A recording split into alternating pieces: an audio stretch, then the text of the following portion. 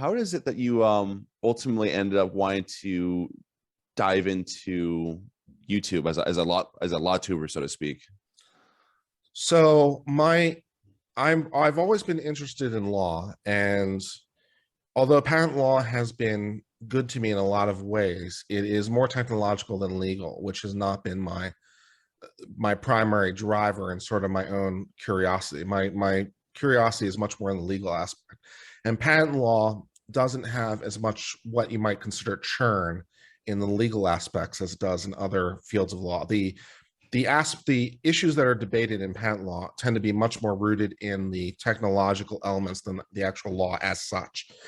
So the legal aspects are not typically what are creating the issues. The reason I got into LawTube is because of my interest in law, and also, at the risk of seeming immodest, after I've been doing patent law for as long as I've been doing it, which is almost 15 years now, I know my field of law. There's nothing left for me to learn there. I understand everything, and so I don't find it intellectually engaging in sort of that way. So one of the nice things about my channel, and one of the reasons I cover basically everything except patent law on my channel, is because, well, first of all, I don't find patent law that interesting to talk about anymore, and second of all, it's an opportunity for me to learn something new. Right.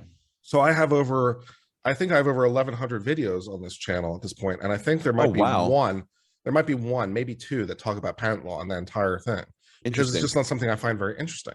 Wow. I much rather talk about basically everything else. It's an opportunity for me to learn about other fields of law and learn about other disciplines that are interesting.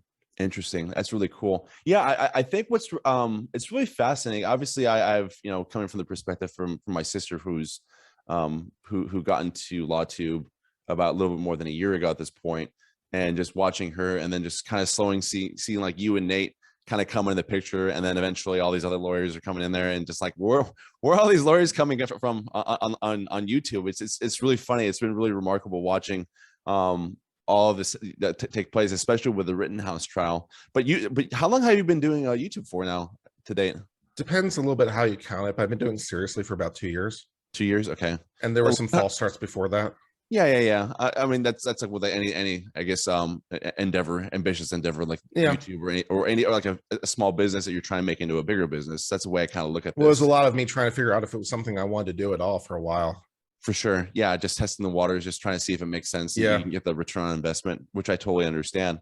But 1,100 videos, that's actually really impressive, Kurt. I mean, like, so is this a lot of like, I guess, what's the balance between like the live streams versus just like independent editorial like videos, if you had to say? Maybe half and half these days. Yeah.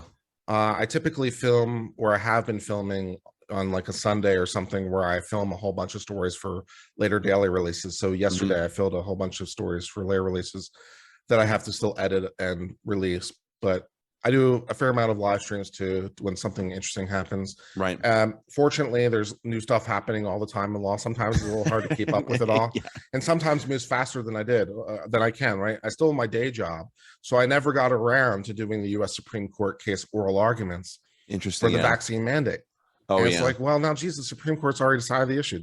Can I still go back and do the oral arguments? I guess it's just kind of lame now because we already know the answer.